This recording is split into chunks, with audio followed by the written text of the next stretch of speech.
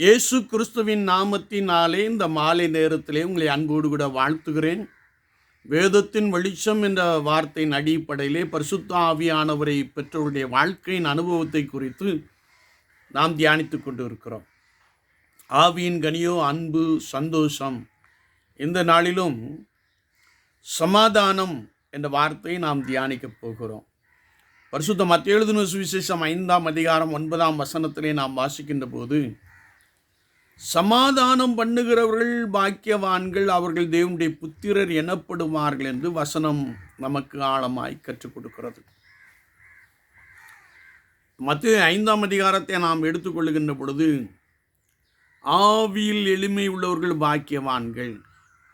மலை பிரசங்கத்திலே ஆண்டவர் சொன்ன அற்புதமான வார்த்தைகளை நாம் இங்கே நிறைவாய் காண முடியும். எனவே பரிசுத்த ஆவியானவரால் நிரப்பப்பட்டவர்கள் ஒருவரோடொருவர் சமாதானமாய் காணப்படுவார்கள் என்பதை குறித்து வசனம் நமக்கு ஆழமாய் கற்றுக் கொடுக்கிறது. கூடுமான மட்டும் எல்லாரோடும் சமாதானமாயிருங்கள் என்று வசனம் நமக்கு தெளிவாய் கற்றுக் கொடுக்கிறது. கொலோசையர் 3:15 நாம் வாசிக்கின்ற பொழுது, பரிசுத்த ஆவியானவர் நம்மை நிரப்பி இருக்கின்ற போது தேவ சமாதானம் உங்கள் இருதயங்களை ஆள கடவது, இதற்கென்றே நீங்கள் ஒரே சரீரமாய் அழைக்கப்பட்டீர்கள் என்ற வசனத்தை நாம் வாசிக்க முடியும். வேதத்தை நாம் வாசிக்கின்ற பொழுது சபை ஆண்டவராகிய இயேசு கிறிஸ்துவின் சரீரம் என்பதை நாம் ஒருபோதும் மறந்து போகக்கூடாது.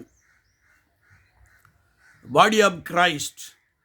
ஒருவேளை இந்த சரீரமாகிய சபையிலே நாம் இருதயத்திலே சமாதானம் நிறைந்தவர்களாக கர்த்தரை ஆராதிக்கும்படியாய் அழைப்பை பெற்றிருக்கிறோம் என்பதை குறித்து வசனம் நமக்கு ஆழமாய் கற்றுக் கொடுக்கிறது. ஆனால் நாம் ஆராதிக்கின்ற இடத்திலே இன்றைக்கு சமாதானமின்றி ஒருவரை ஒருவர் கடித்து பட்சிக்கின்ற காரியத்தை நாம் பார்க்க முடியும்.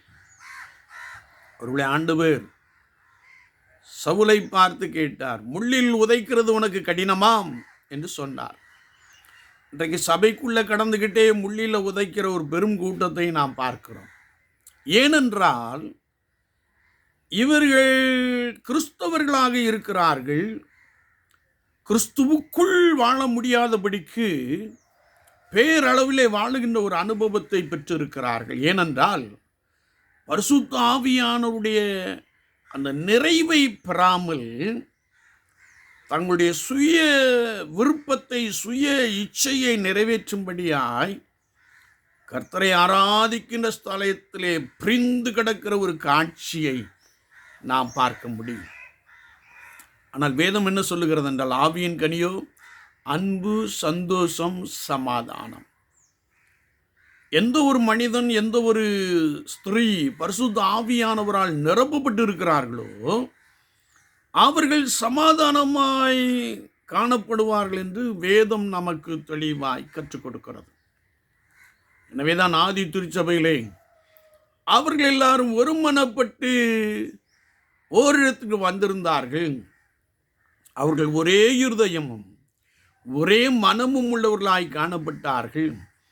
கிறிஸ்துவில் இருந்த சிந்தை அவர்களுக்குள்ளே பலமாய் காணப்பட்டபடியினாலே அவர்கள் இயேசு கிறிஸ்துவுக்கென்று பலத்த சாட்சிகளாய் காணப்பட்டார்கள். சமாதானம் நிறைந்த, சந்தோஷம் நிறைந்த ஒரு வாழ்வை அன்பினாலே பகிர்ந்து கொள்கிற ஒரு பெரிய தன்மையை அவர்கள் பெற்றிருந்தார்கள் என்று வசனம் நமக்கு தெளிவாய் கற்றுக் கொடுக்கிறது. என்னை கேட்டுக்கொண்டிருக்கிற என் அன்பு சகோதரனே, சகோதரியே, ஒருவேளை நாம் கர்த்தராகிய இயேசு கிறிஸ்து வாசம் பண்ணுகிற ஆலயத்திலே, கர்த்தருடைய சரீரமாகிய சபையிலே நான் சமாதானமாய் கூடி வருகிற ஒரு நபராக காணப்படுகிறோமா? இல்லை என்றால் we are lack in the spirit of God.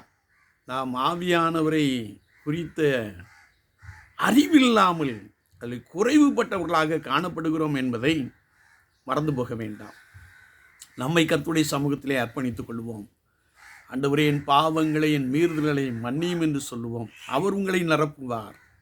அவர் உங்களை நிரப்புகின்ற பொழுது திருச்சபையிலே ஒரு பேதுருவை போல ஒரு பவுலை போல இன்னும் அநேக கர்த்தருடைய சீஷர்களைப் போல உங்களை வல்லமையாக எடுத்து பயன்படுத்த போதுமானவராக இருக்கிறார்.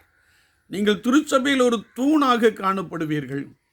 திருச்சபையில் எழுதுகின்ற சின்ன சின்ன பிரச்சனையை குறித்து பேசி சமாதானம் உண்டு பண்ணுகிறவர்களாக காணப்படுவீர்கள். எனவேதான் வேதம் சொல்லுகிறது, சமாதானம் பண்ணுகிறவர்கள் பாக்கியவான்கள், அவர்கள் தேவனுடைய புத்திரர் எனப்படுவார்கள். சமாதானம் நிறைந்த ஒரு வாழ்வு உங்களிடத்தில் இருந்தால் நீங்கள் தேவனுடைய பிள்ளைகள் என்று வசனம் நமக்கு ஆழமாய் கற்றுக் கொடுக்கிறது. விசுவாச வாழ்க்கையிலே நாம் ஆராதிக்கின்ற இடத்துல நம்முடைய அனுபவம் எப்படிப்பட்டதாக காணப்படுகிறது? சற்று நாமே நிதானித்து ஆராய்ந்து பார்ப்போம். சில பரிசுத்தவான்கள் உண்டு, சில பரிசுத்தவாட்டிகள் உண்டு.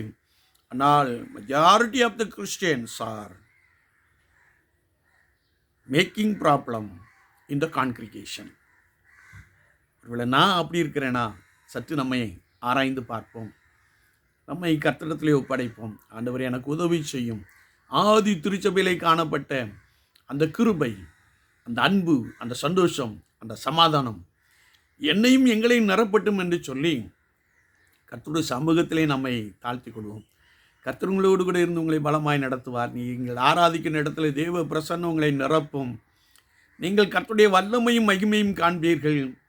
ஆராதனையிலே பலத்த அற்புதங்களும் அடையாளங்களும் நடைபெறும். ஆண்டவர் தாமே அப்படிப்பட்ட கிருபைகளை நமக்கு நிறைவாய் கொடுப்பாராக. ஆமீன், ஆமீன்.